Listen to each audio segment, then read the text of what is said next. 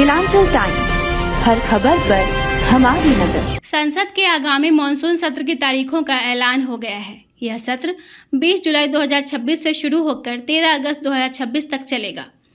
राष्ट्रपति द्रौपदी मुर्मू ने केंद्र सरकार की सिफारिश पर लोकसभा और राज्यसभा की बैठक बुलाने को मंजूरी दे दी है।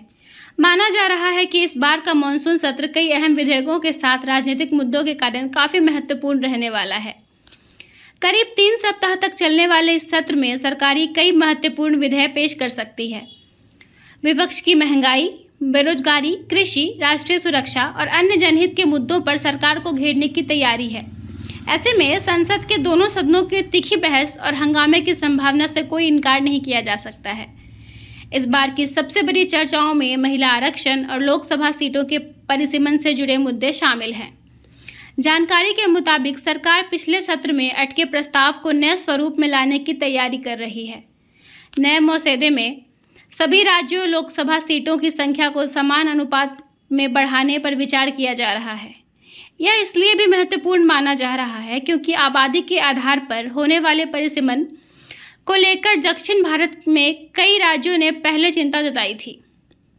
वहीं हाल ही में पश्चिम बंगाल, असम और पुडुचेरी के विधानसभा चुनावों के बाद बदले राजनीतिक समीकरणों का असर भी संसद में देखने को मिल सकता है।